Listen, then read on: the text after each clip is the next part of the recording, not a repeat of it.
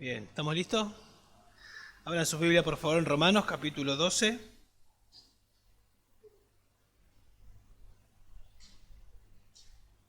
Romanos capítulo 12. Vamos a leer del 9 al 16.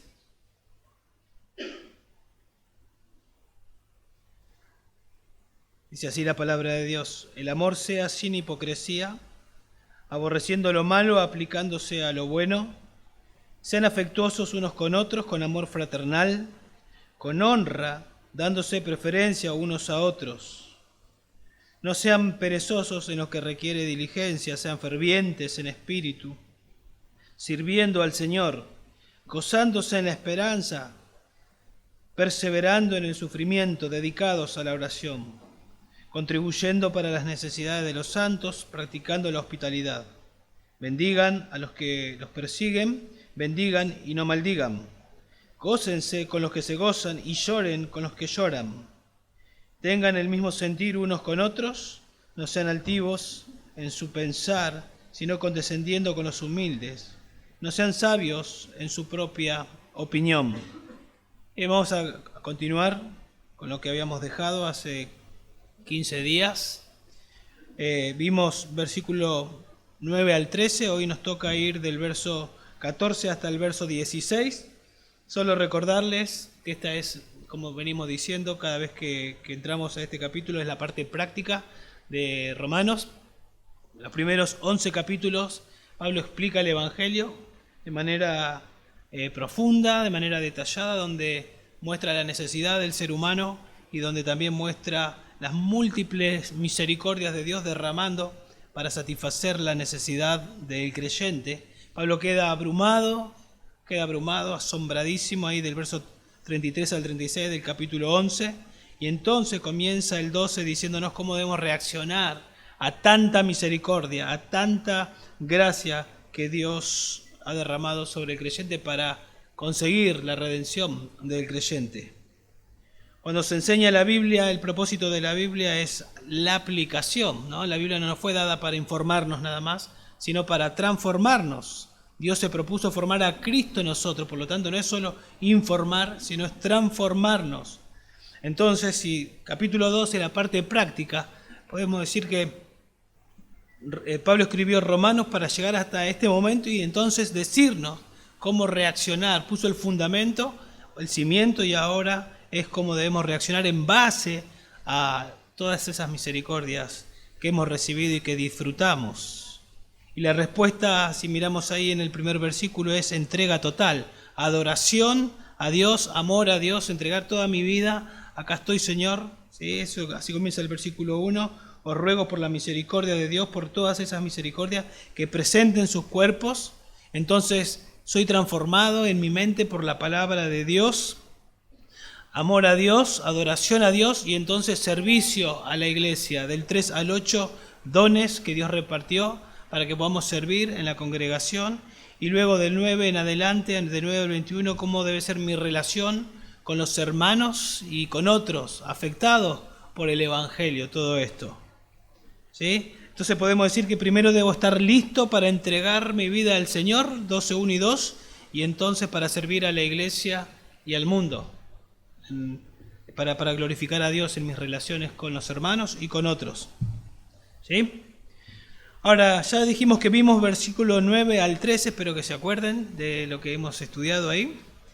Entonces, podemos decir, para meternos en el verso 14, que los que viven de esa manera, los que viven versículo 9, 10, 11, 12 y 13, los que viven de manera pura, con un amor genuino, son, según el verso 10, van a ser cristianos afectuosos, por lo que vemos en el verso 10, creyentes que buscan de manera humilde honrar a otros creyentes, no creyéndose superiores, sino estimando al otro como superior.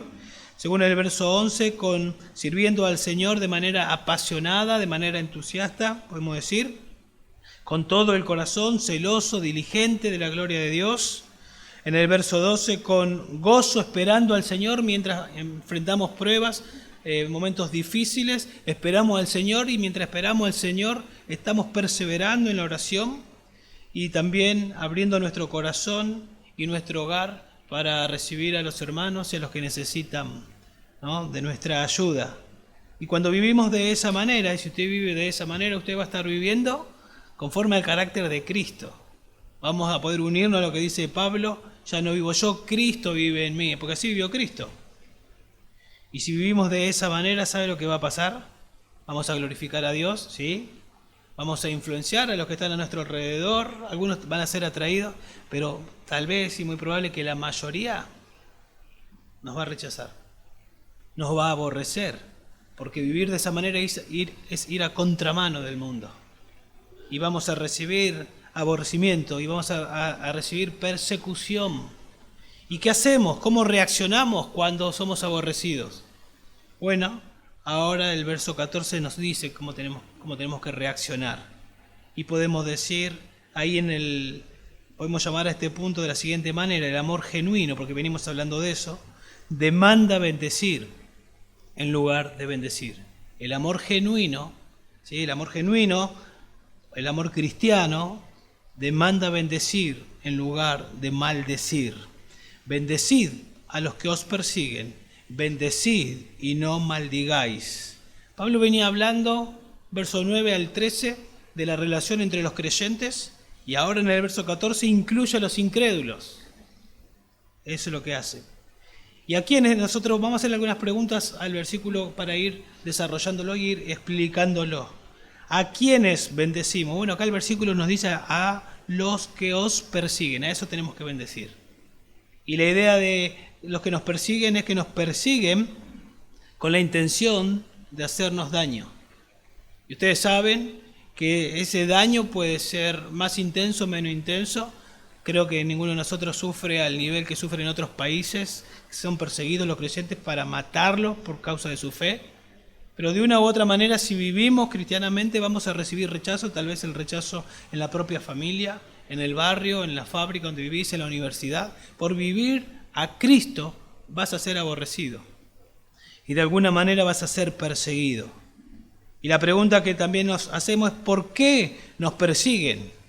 ¿O por qué persiguen al cristiano? Bueno, ya dijimos recién mientras hacíamos el resumen del 9 al 13, pero si vivimos ardiendo para el Señor, producto de ser santificado por la renovación de nuestra mente, vamos a glorificar a Dios, vamos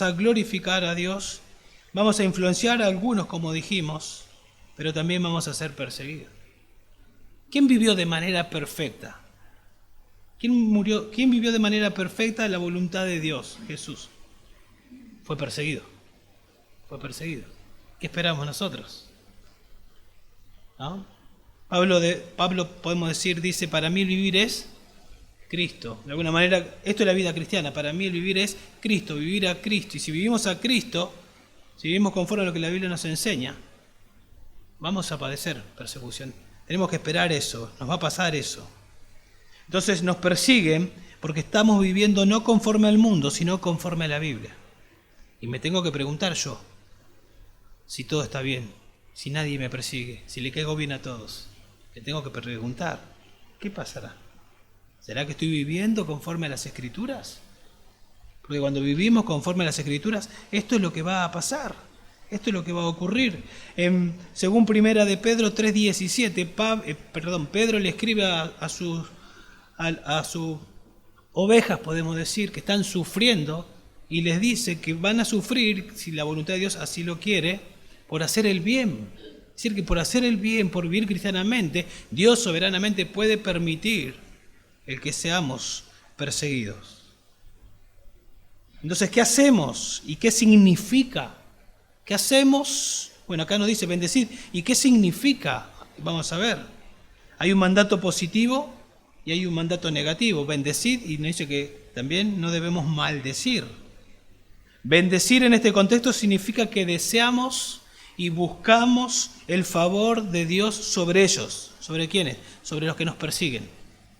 Buscamos el bien de ellos. Deseamos que Dios derrame su bondad sobre ellos, su gracia sobre ellos. Me están persiguiendo y yo quiero y deseo de todo corazón que Dios derrame su bondad sobre los que me persiguen. Eso es lo que me dice que tengo que hacer.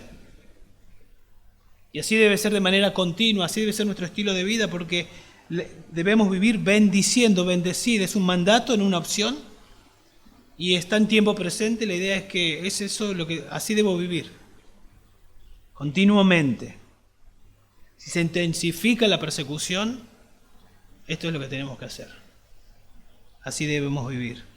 Esta es la actitud que es diferente al mundo. El mundo no reacciona de esa manera. Me haces mal, yo te hago mal. Así es el mundo. Pero no os conforméis a este mundo, sino transformaos por medio de la renovación, que la Biblia entre en tu mente y seas transformado. ¿Qué dice la Biblia? Bendecid y no maldigáis. Bendecid acá es una manifestación de ese amor genuino del verso 9.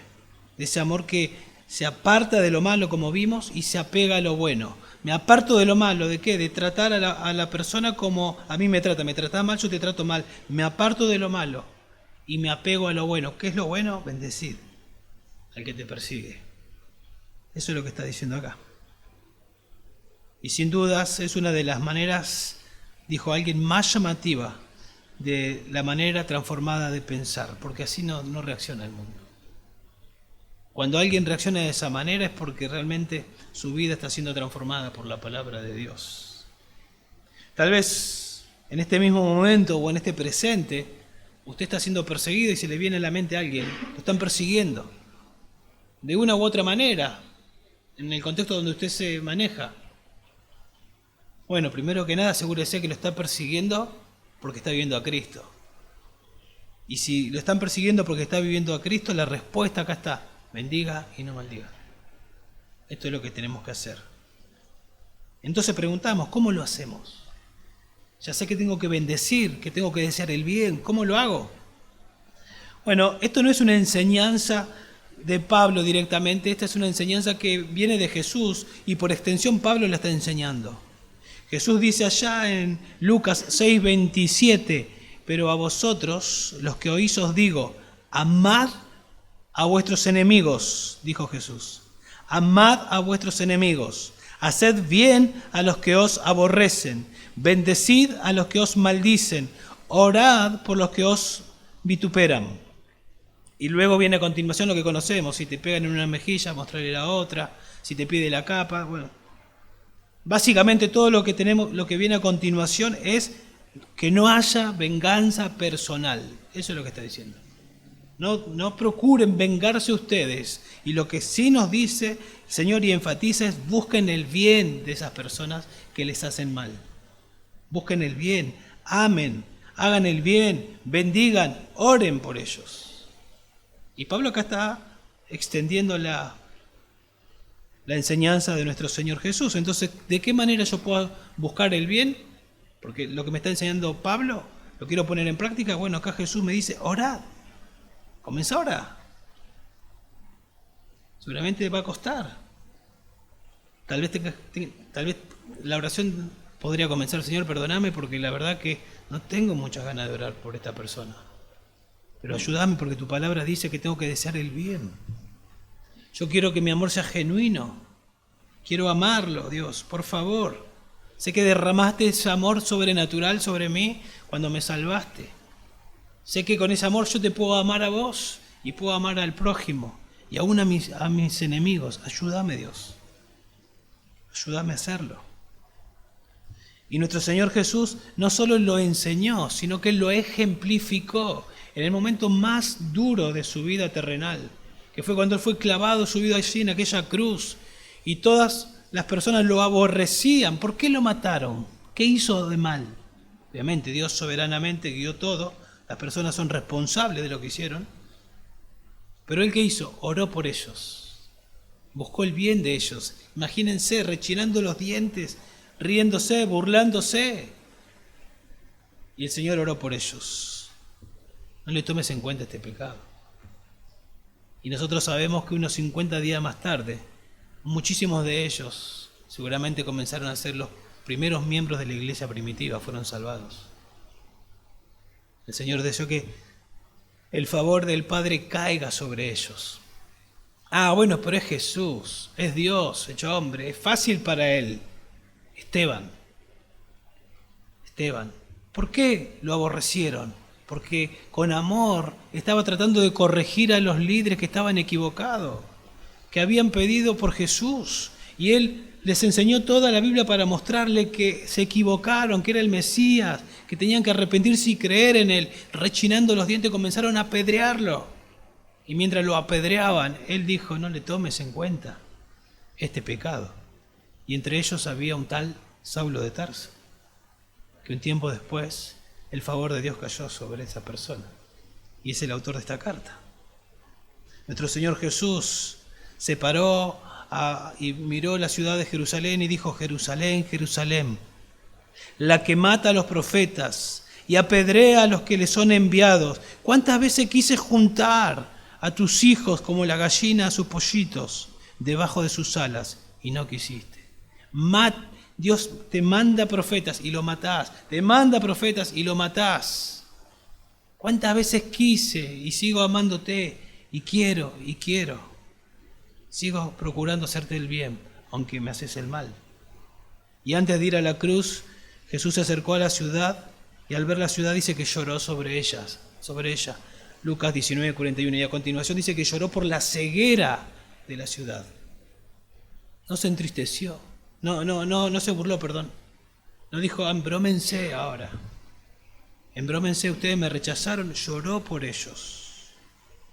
En Mateo 5:44 dice Jesús: pero yo os digo, amad a vuestros enemigos, orad por los que os persiguen, para que seáis hijos de vuestro Padre que está en los cielos. O sea, un hijo de Dios evidencia que es hijo de Dios amando a los enemigos, orando por los que los persiguen.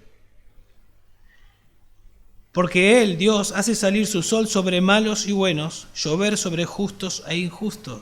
Porque si amáis a los que os aman, ¿qué recompensa tenéis? ¿No hacen también lo mismo los recaudadores de impuestos? O sea, los inconversos no viven de esa manera. Ahora, lo sobrenatural es amar a los que te odian. 1 Corintios, el capítulo del amor, todos conocemos. Ahí se nos dice que el amor es sufrido, ¿sí? El amor todo lo soporta, dice. Pero también nos dice que el amor hace bien. Por lo tanto, el amor genuino tiene que soportar cuando nos aborrecen. Tiene que aguantar cuando somos perseguidos. Pero ahí no termina todo. Hay que hacer el bien. ¿Sí? Porque yo puedo aguantar y por dentro ser un volcán que está a punto de erupcionar. Por dentro estoy aguantando porque no quiero reaccionar físicamente, pero por dentro estoy que exploto. Y eso no sería la aplicación del texto. Eso sería, me estoy aguantando de no devolver nada físicamente, pero por dentro. Entonces dice que tengo que hacer el bien, tengo que orar. En Job 30:31, Job, creyente del Antiguo Testamento, dice: ¿acaso me he alegrado en la destrucción de mi enemigo? Pregunta retórica. ¿O me he regocijado cuando el mal le sobrevino? No he permitido que mi boca peque pidiendo su vida en una maldición. No hice eso. Porque así vive el creyente. En 1 Pedro 3:9 nos dice: no devolviendo mal por mal o insulto por insulto, sino más bien bendiciendo. Así se contesta. Y nos da la razón, porque fuiste llamado con el propósito de heredar bendición. ¿Por qué hay que bendecir? Porque fuiste llamado con el propósito de heredar bendición. Porque cuando no merecías bendición, Dios te bendijo y vas camino al cielo. Ahora cuando te maldicen, bendecí. Hacé lo que Dios hizo con vos. Si nosotros abrimos la Biblia en Hechos capítulo 9, en el verso 1, vamos a encontrar a Saulo de Tarso respirando amenazas de muerte. Odio a los cristianos. Seguimos leyendo y encontramos que Saulo se encuentra con el Señor y es salvado por el Señor. Y seguimos leyendo y encontramos que Dios habla con Ananías y le dice: Ananías, ve a la calle derecha, allí encontrarás a un hombre, Saulo. Y cuando le nombra a Saulo: Señor, ¿estás seguro? Porque yo he escuchado de todo el mal que este hombre ha hecho en Jerusalén a mis hermanos. Y es más, vino con cartas a este lugar para seguir maltratando a nuestros hermanos. ¿Estás seguro? Sí, es instrumento escogido. Y él se sometió. Él podría haber dicho, yo no voy, ni loco. Se sometió y fue y le hizo bien al que hizo tanto mal a la iglesia de Cristo. ¿Cómo reaccionamos? Orando, buscando hacer el bien. Si quieren, fíjense ahí en el mismo capítulo 12 que estamos mirando, en el verso 20. Pero si tu enemigo tiene hambre, dale de comer. Si tiene sed, dale de beber. Porque haciendo esto, carbones encendidos amontonará sobre su cabeza. No sea vencido por el mal, sino vence el mal con el bien. Actúa. Actúa. ¿Es fácil hacerlo? No es fácil.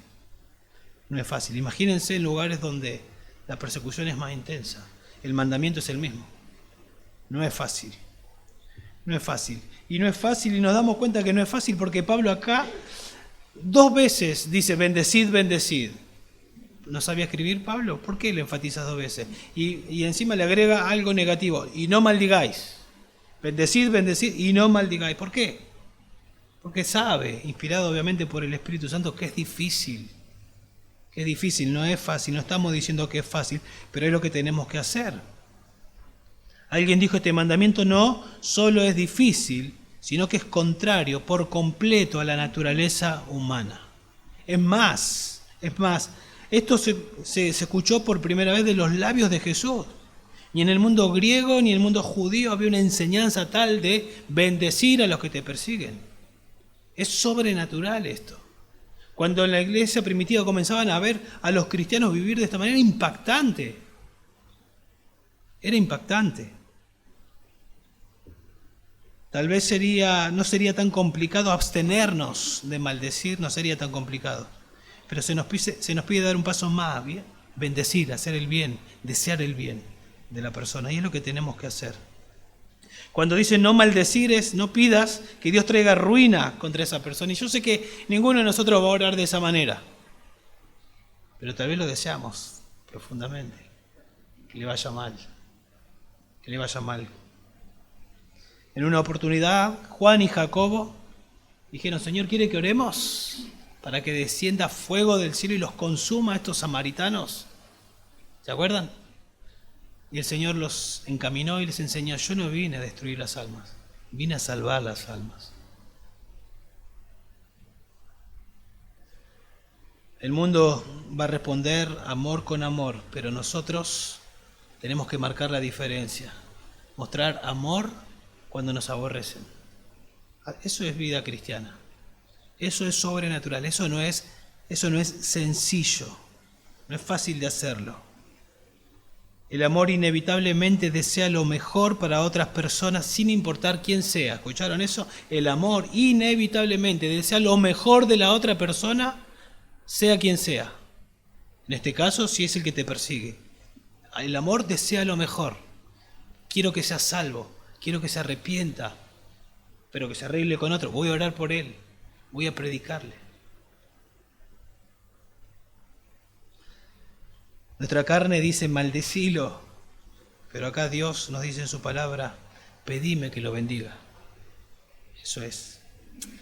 1 Pedro 2:21 dice lo siguiente, porque para este propósito habéis sido llamados, pues también Cristo sufrió por ustedes, dejándonos ejemplo para que sigáis su pisada, el cual no cometió pecado, ni engaño alguno se halló en su boca, y quien cuando le ultrajaban no respondía ultrajando, cuando padecía no amenazaba, sino que se encomendaba a aquel que juzga con justicia, y él mismo llevó nuestros pecados en su cuerpo sobre la cruz, Cristo. Escuchen esto, a fin de que muramos al pecado y vivamos a la justicia. Porque por sus heridas fuiste sanado. O sea, Cristo murió en la cruz e hizo posible esto que se nos está pidiendo en Romanos 12, verso 14. Él murió para que nosotros podamos morir al pecado.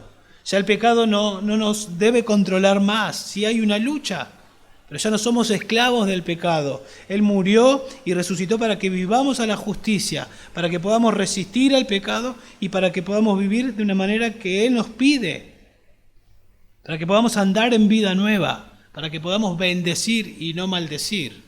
Y lo podemos hacer por lo que Él hizo en la cruz, porque nos salvó y nos santifica por la renovación de nuestra mente. Cuando va entrando Biblia a nuestra mente, Dios va trabajando en nuestro corazón y esto es posible aplicarlo.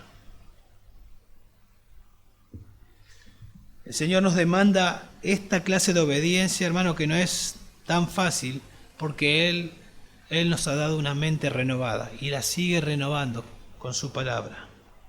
El cristiano puede y debe vivir como estamos viendo. Así debemos vivir. Pero el amor genuino no solo demanda bendecir y no maldecir, como vimos, sino también el amor genuino, el amor cristiano, demanda empatía en lugar de indiferencia. Verso 15. Gozaos con los que se gozan, llorad con los que lloran.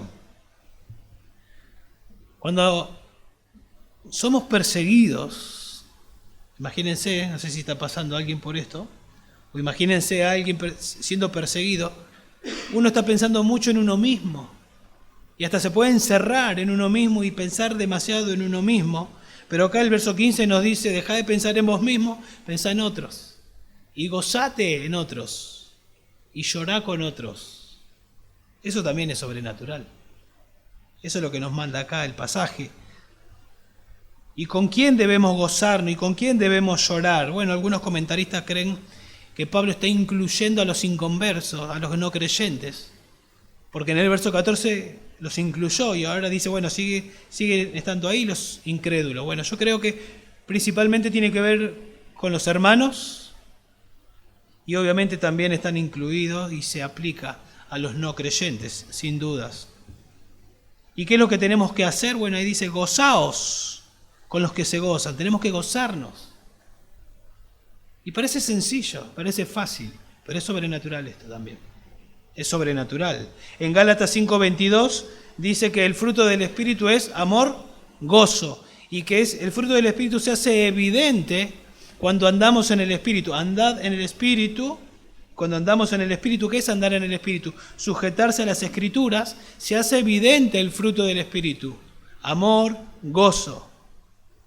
Y cuando nosotros miramos acá en Romanos 12:15, dice que debemos gozarnos. Y nos gozamos con los que se gozan, fruto del Espíritu, cuando nos sujetamos a las Escrituras. Romanos 12:2. Cuando somos transformados por la palabra de Dios, entonces nos vamos a gozar con los que se gozan. La idea de este versículo 15 es que la comunión que tenemos entre nosotros sea tan profunda que nos conectamos entre nosotros, nos relacionamos y nos gozamos y las alegrías de otros son mis alegrías y las tristezas de otros son mis tristezas. Eso es lo que nos está diciendo. La voluntad de Dios, la que conocemos al ser transformado, la cual es buena, agradable y perfecta, nos dice ahí Romanos 12:2, es que sus hijos, la voluntad de Dios es que sus hijos vivan como una familia en la que las alegrías de otros sean mías y las tristezas de otros sean mías. No las tristezas de algunos, las tristezas de todos sean mi tristeza, la alegría de todos sea mi alegría. Es sobrenatural, no es fácil. Nos dice ahí en 1 Corintios 12:26, si un miembro sufre, todos los miembros sufren con él. Si un miembro es honrado, todos los miembros se regocijan con él. Pablo trata de mostrarnos y de hacernos pensar en que a veces que somos una familia y a veces que somos un cuerpo, hablando de unidad, los miembros unos de otros, y nos gozamos.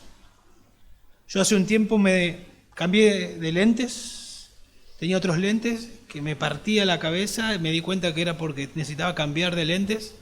Cuando cambié de lentes fue una bendición y cuando me puse los lentes y ya no me duele la cabeza y puedo leer tranquilo, todo mi cuerpo se alegró. Y ahora no es que están ahí y mi mano se enoja y dice, no estoy contento, no los voy a llevar a tus ojos. lo lleva a mis ojos y todo mi cuerpo está contento, está alegre. Sería incoherente que estos lentes le hagan bien a mis ojos y que mi mano no quiera. Es incoherente, hermanos, que no nos gocemos con las alegrías de otros, que no suframos con los sufrimientos de otros. No podemos ser indiferentes, no debemos ser indiferentes. Y parece fácil esto. Crisóstomo decía que es más fácil familiarizarse con los que lloran, la segunda parte del versículo, porque cuando alguien ve a una persona llorando enseguida te conmueve y querés llorar. ¿Sí? Hasta viendo una película. Hace poquito veía un corto, se me venía a la mente cuando miraba esto, cortito, creo que hubo una entrevista bastante larga de Fantino a Tevez. Yo vi un cortito cuando Tevez decía, yo dejé el fútbol cuando murió mi primer fans, y le temblaba la boca. Cuando murió mi padrastro, y empieza a contar, y lo enfocan a Fantino, y Fantino estaba que lloraba. Cuando otro llora, te conmueve, ¿no? Pero disfrutar del gozo de alguien más, que es la primera parte, implica ausencia de celos, ausencia de envidia. Pero nosotros no tenemos celos, no tenemos envidia, nosotros no luchamos con esas cosas. Tito 3:3 dice, porque nosotros también en otro tiempo, este era nuestro patrón de vida antes de ser creyente, éramos necios, desobedientes, extraviados, esclavos de deleites y placeres diversos, viviendo en malicia y envidia. Ese era nuestro estilo de vida. Vivíamos en envidia, aborreciendo y odiándonos unos a otros. Bueno, esa era nuestra vida antigua, podemos decir. Bueno, Pablo en Romanos, en esta misma carta, en el capítulo 7, describe Pablo siendo un creyente, y habla del pecado que mora en mí y de la lucha que él tiene. ¿Pablo luchaba con celos, con envidia? ¿Sí? ¿Sí? Y después en Romanos 8 nos habla de el Espíritu Santo y nos dice que por el Espíritu tenemos que matar las obras de la carne. Por el Espíritu tenemos que matar los celos, la envidia. Y en Gálatas capítulo 5, 19 dice que las obras de la carne son, y hay una lista, y ¿saben qué hay entre esa lista? Celos, envidia. Y nos dice en 5, 16, andad en el Espíritu, que es similar a Romanos 12:2. Andad en el Espíritu, y si andamos en el Espíritu no vas a cumplir las obras de la carne. ¿Querés matar y luchar y vencer a los celos y a la envidia? Deja que Dios renueve tu mente con la palabra de Dios. Y vas a gozarte con lo que se gozan. Y no vas a tener esa actitud fea, triste, ¿no? Con la que todos luchamos y podemos tener. Tal vez una buena ilustración de lo que no hay que hacer es el hermano mayor en el relato o en la parábola del hijo pródigo, ¿se acuerdan? Vuelve el hermano menor y el padre sale, lo abraza y hace una fiesta, y el hermano mayor cuando se entera, ¿qué está pasando ahí adentro? Es tu hermano que volvió. Celos y envidia. Yo he estado siempre con vos, nunca hiciste nada. No se gozó, no se alegró. Así reaccionan los incrédulos. Así éramos nosotros antes. Seguimos luchando, pero ya no somos esclavos. Ahora tenemos el Espíritu de Dios viviendo en nosotros y la palabra de Dios para que nuestra mente sea renovada y para que seamos transformados de adentro y se vea en nuestra conducta. Y ese es el proceso de santificación. ¿Ustedes piensan que no pasa en las iglesias, en el contexto de cristianos, celos, envidia? Ahí en el capítulo 3, en el versículo 3 al 8 dijimos que habla de dones. Y nosotros sabemos, Dios reparte dones, el Espíritu Santo reparte dones como Él quiere. Lo vieron en la escuela dominical. Y Él da, y hay algunos dones son más notables. Hay múltiples dones, Y está el don de enseñanza y en diferentes niveles, podemos decir, el don de exhortaciones en diferentes niveles, y hay algunas personas que son más visibles que otras, y todo eso puede llevar a mí a tener celo, a tener envidia, o a gozarme, porque la gracia de Dios, por la gracia de Dios recibida de ese hermano. Y puede pasar en el grupo de alabanza, y puede pasar en la cocina, y puede pasar en la reunión casera. Entonces me gozo con los que se gozan. Me gozo con los que se gozan. ¿Cómo reacciono cuando hay gozo en mi hermano? En mi hermano o en otra persona. Recibió un buen trabajo, lo ascendieron, le aumentaron el sueldo. ¿Me gozo con los que se gozan? ¿O yo quisiera tener eso? Tenemos que gozarnos como nuestro Señor se goza. ¿Se acuerdan ahí en Hechos capítulo 11, versos 23 al 25? Cuando iban huyendo de la persecución y un grupo de personas que no nos dicen quiénes eran, mientras huían predicaban, y hubo un grupo de convertidos, y fue Bernabé a ver qué era lo que estaba pasando, y al ver la gracia de Dios dice que se regocijó, que hubo salvación. Se gozó porque tenían gozo. Pero no termina ahí. Bernabé, ¿qué hace? Va y busca a Pablo. Y después, cuando viene Pablo, Bernabé pasa al segundo plano y ahora el protagonista es Pablo. ¿Se habrá enojado Bernabé? ¿O habrá sabido? Él es mejor que yo enseñando. Lo tengo que ir a buscar a él. Se goza con los que se gozan. Así debe ser. Esa debe ser nuestra actitud. Es más, en 2 Corintios 1:24, Pablo dice, nosotros, él y su grupo misionero, somos colaboradores con ustedes para su gozo. Pablo dice, yo trabajo para el gozo de ustedes. Mi deleite es ver que ustedes tengan gozo, y eso me goza a mí. Y así debe ser. Esto produce una mente transformada. Y entonces, llorad con los que lloran, también nos dice. Llorad con los que lloran. No llorar con el llanto del prójimo, dijo alguien, es deleitarse o mostrar indiferencia. ¿Soy indiferente o me estoy deleitando con el sufrimiento ajeno? Somos llamados a ponernos al lado de los que sufren. La palabra llorar y sollozar, gemir, y la idea es que me duele, es la misma idea la misma palabra se usa para describir a Jesús cuando vino y vio a las hermanas de Lázaro llorando. Dice que él lloró, se puso en los zapatos de estas mujeres y lloró, le dolió. En Hebreos 4:15 dice que no tenemos un sumo sacerdote que no pueda compadecerse de nuestras flaquezas. Él nos entiende. Y después habla en cuanto a la tentación, pero la idea es que Él nos entiende, Él sabe cómo nos sentimos. Bueno, nosotros debemos ser como Él. Cuando alguien sufre, con la ayuda de Dios, tratar de ponernos en sus zapatos y sufrir con el que sufre. En Hebreos 13:3 dice, acordaos de los presos como si estuvierais presos con ellos, en un contexto de persecución. Acordaos de los presos como si vos estuvieses preso con ellos. De los maltratados, puesto que también vosotros estáis en el cuerpo, somos miembros los unos con los otros. No puede ser que me golpee el dedo y a la mano o a todo mi cuerpo no le duela. Me duele todo el cuerpo cuando me pego un mazazo en el dedo. Acordate de los maltratados, puesto que también vosotros estáis en el cuerpo. Hermano, corremos el peligro de entender esto y que quede solamente en conocimiento. Necesitamos ponerlo en práctica, necesitamos orar, necesitamos que el Señor nos ayude en el poder del Espíritu Santo a aplicar esto. Es sobrenatural sentir como el Señor. Y lo podemos hacer porque el Señor nos transformó.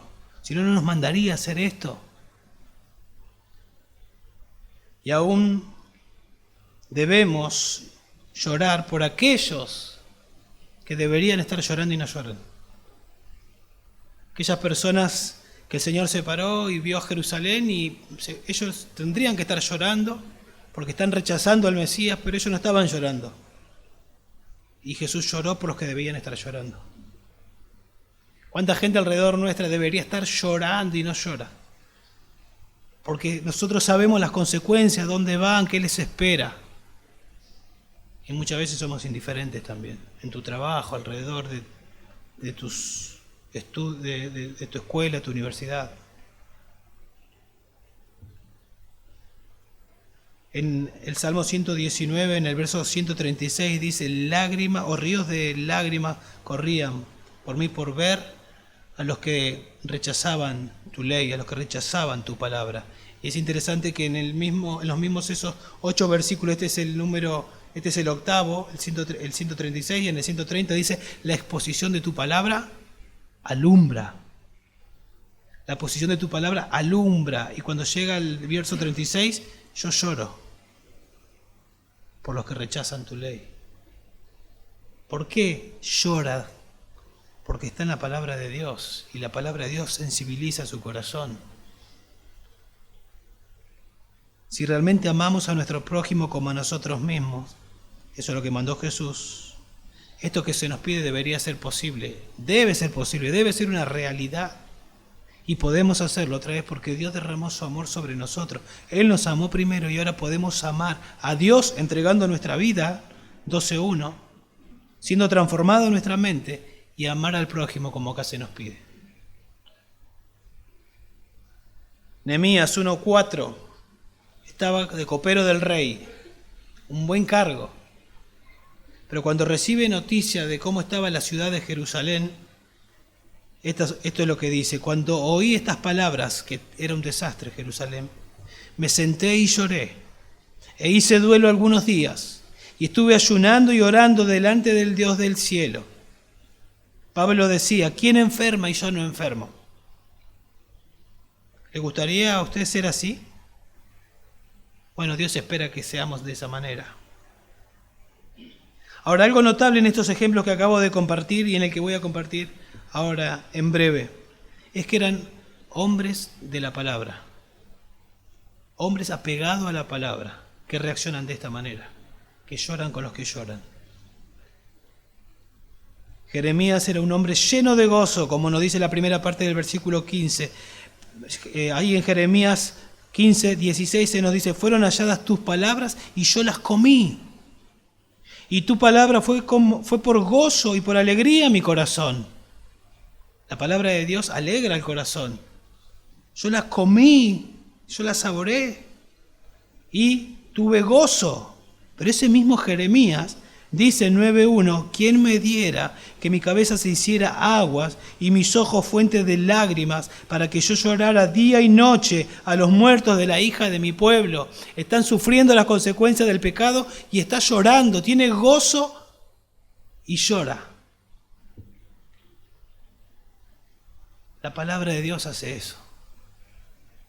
Es la palabra de Dios. Si sos insensible, puede ser que no estás en la palabra de Dios. Puede ser que no estés pasando tiempo con la palabra de Dios. Debes pedirle a Dios que sensibilice tu corazón.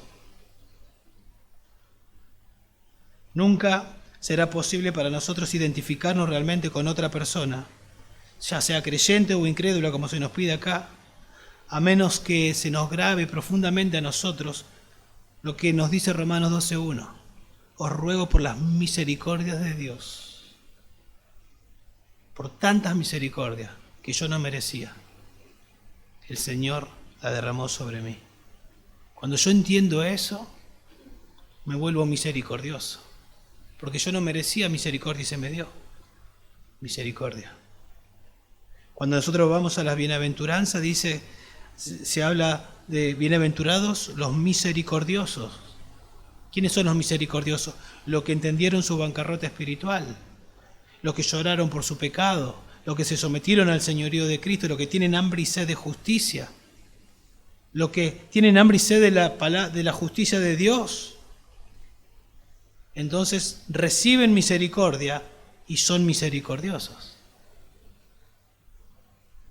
Pero si yo no pienso en eso, difícilmente mi corazón se ablande.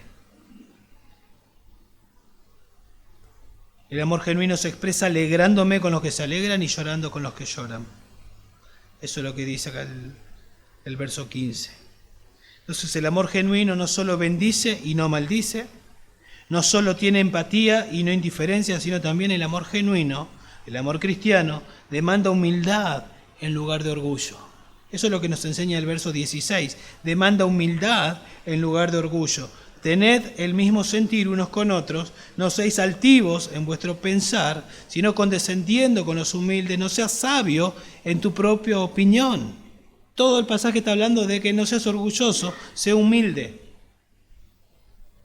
Tened el mismo sentir unos con otros, piensen todo lo mismo, estén en armonía unos con otros, es lo que está diciendo acá. Es un llamado a guardar la unidad. Y para guardar la unidad hay que ser humilde. Hay que ser humilde. Porque el orgullo no busca la unidad. No le interesa. El orgullo no se asocia con los humildes, como nos dice acá. Asociate con los humildes. El orgullo no busca asociarse con los humildes. El orgullo es sabio en su propia opinión.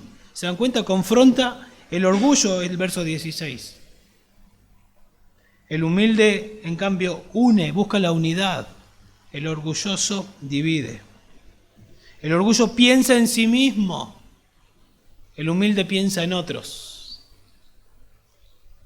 Entonces, imagínense, si en esta iglesia hay conflictos, hay divisiones, hay contiendas, ¿es evidencia que está aflorando? El orgullo. No hay unidad como se nos manda. ¿Por qué? Porque falta humildad. Cada uno está peleando por algo propio. Yo tengo la razón, que el otro tiene la razón, el otro tiene la razón. Hay orgullo, hay soberbia, nadie es humilde, entonces hay divisiones. Si en mi matrimonio hay conflicto, hay peleas, lo mismo. El orgullo está aflorando, falta humildad. Si no hay unidad, falta humildad. Y lo mismo en cualquier contexto de relaciones. ¿Cómo se consigue esa humildad, esa unidad? Escuchen, 1 Corintios 1:10, Pablo, el mismo autor, dice que habléis todos una misma cosa y que no haya entre vosotros divisiones, sino que estéis perfectamente unidos en una misma mente y en un mismo parecer. ¿Qué está diciendo Pablo? Alíñense a la Biblia, eso está diciendo. Alíñense a las Escrituras, alíñense en su mente doctrinalmente, que la Biblia les traiga unidad doctrinal. Y si hay unidad doctrinal en mi mente, va a haber unidad en la experiencia, en la conducta. Porque ya no va a ser lo que yo quiero, sino lo que Dios dice, y vamos a estar de acuerdo.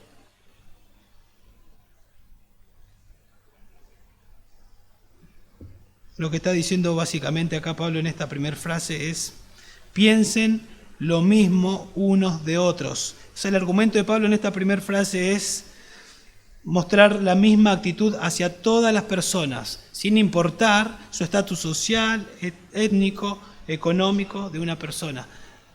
Traten a todos por igual, no traten con favoritismo.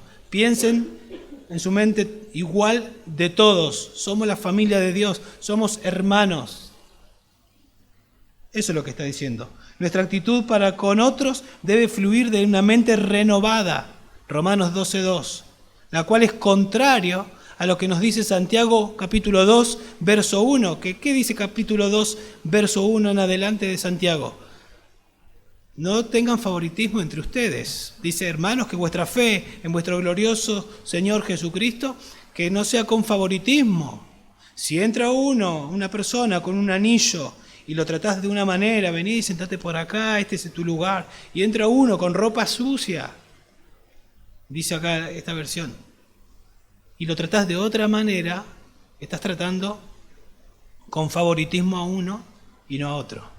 Y acá dice, sean de un mismo sentir, piensen igual de todos. Somos todos iguales, estamos todos en Cristo. Y aún si alguien no es creyente, tengan la misma mente unos con otros, eso es lo que significa. No prefieran a unos por sobre otros, Filipenses capítulo 2, con humildad, estimando cada uno a los demás como superiores a él mismo. Entra uno con anillos de oro, lo estimo como superior a mí mismo. Entra uno con ropa sucia y lo estimo como superior a mí mismo. Eso es lo que me enseña el versículo. No seáis altivos en vuestro pensar. No seas altivo, no creas que sos mejor que el que entra con ropa sucia. Mi nivel es de estos, de los que están acá. Yo me identifico con ellos, no con estos. No sea altivo en tu manera de pensar, sino condescendiendo con los humildes, asociándote con los de humilde condición, con los que tienen una humilde condición económica, social, podemos decir. De eso está hablando. Y no está diciendo que dividas, no está diciendo no te juntes con tal vez los que sí son pudientes o están bien económicamente. No está diciendo eso. Lo que está diciendo es no hagas diferencia en tu mente, en tu corazón. Jesús lo enseñó ahí en Lucas 14:12. Cuando ofrezcas una comida o una cena, no llames a tus amigos, ni a tus hermanos, ni a tus parientes, ni a tus vecinos ricos. No sea que ellos, a su vez, también te conviden y tengan ya tu recompensa. Antes bien, cuando ofrezcas un banquete, llama a los pobres, a los mancos, a los cojos, a los ciegos, y serás bienaventurado, ya que ellos no tienen para recompensarte, pues tú serás recompensado en la resurrección de los justos. Dios te va a recompensar. Ahora, no está diciendo acá que no podés invitar a tus amigos o a gente que por ahí está bien económicamente a tu casa si es un hermano. Lo que está apuntando es la actitud. ¿Por qué lo invitás? A este sí y al otro no. ¿Qué hay? ¿Qué te motiva? ¿Hay favoritismo? ¿Estos son de tu clase y los otros no? Tiene que ver con el corazón. Eso es lo que está apuntando. Condescendiendo, asociándote con los humildes. No seas sabio en tu propia opinión, dice. En otras palabras, no pienses que sabes todo. No pienses que todo empieza y termina con vos. No seas sabio en tu propia opinión. Allá en Romanos 1:22, cuando comienza diciendo que la ira de Dios está sobre, y comienza a enumerar, a hablar de las características de la persona que son incrédulas, dice que esas personas profesando ser sabios, hicieran necias. Así éramos, ahora somos creyentes, entonces no seas sabio en tu propia opinión. Así era antes. Que lo que opines sea Romanos 12:2, porque está siendo transformado por la palabra de Dios. Hermanos, solo Cristo puede ayudarnos a vivir el verso 14, a bendecir y a no maldecir. Solo Cristo puede ayudarnos a vivir el verso 15, a gozarnos con los que se gozan y a llorar con los que lloran. Solo Cristo, solo en Cristo puede ayudarnos a vivir el verso 16. Porque Él vino. Porque Él vino para derramar múltiples misericordias, para redimirnos y hacer posible una transformación en nuestra mente de manera progresiva. Redimirnos cuando nos arrepentimos de nuestro pecado y creemos en su obra suficiente, que Jesús es el Hijo de Dios, la segunda persona de la Trinidad, muriendo como sustituto para salvarme, resucitando al tercer día, su obra es suficiente, Él pagó, me arrepiento, creo, soy redimido, y desde ahí en adelante comienza un proceso de santificación que Dios lo hace por medio del Espíritu Santo, la tercera persona de la Trinidad, que usa las Escrituras para renovar mi mente y hacer posible que viva como estamos viendo. 2 Corintios 8:9 dice, porque ya conocéis la gracia de nuestro Señor Jesucristo, que siendo rico Jesús, sin embargo por amor a ustedes se hizo pobre, condescendió, para que vosotros los pobres, por medio de su pobreza, llegaréis a ser ricos. Jesús es rico, se hizo pobre para enriquecernos. Y parte de esa riqueza es vivir como estamos viendo. No podemos vivir si no es por Cristo, como se nos pide. Él condescendió para con nosotros, lo impulsó su amor por su amor por obedecer al Padre y amor a los perdidos. Lo hizo para redimirnos y para hacer posible que tengamos, como dice 1 Corintios 2:16, la mente de Cristo. Eso es lo que dice de los creyentes. Vosotros tenéis la mente de Cristo. ¿Qué significa? La capacidad de pensar como Cristo. ¿Cómo pensó Cristo? Lo que vimos. Pero ¿cómo lo aplicamos? ¿Es mecánico? Tenemos que leer este libro. Tiene el poder de santificarnos, de transformarnos para vivir como vivimos hoy. No hay otra manera. Cambios progresivos. Pensemos, meditemos en lo que estudiamos y seamos prácticos. Pongámoslo en práctica. En nuestra casa, en la iglesia y donde el Señor nos tenga. Vamos a orar. Padre, te damos gracias, Señor, por tu palabra. Gracias por la exhortación. Ayúdanos, Dios, a pensar en estas verdades, en estas exhortaciones y aplicarlas a nuestras vidas. Señor, es sobrenatural esto. Pero podemos hacerlo, Dios, porque nos has redimido, porque somos nuevas criaturas y porque nos has dejado tu palabra que tiene el poder de santificarnos, de transformarnos de adentro hacia afuera, progresivamente. Ayúdanos, Dios, a que experimentemos todos esto. Y si hay alguien que no te conoce, obra, Dios, para salvar a esa persona. Te lo rogamos, Padre, y te lo pedimos en el nombre de Jesús. Amén. Amén.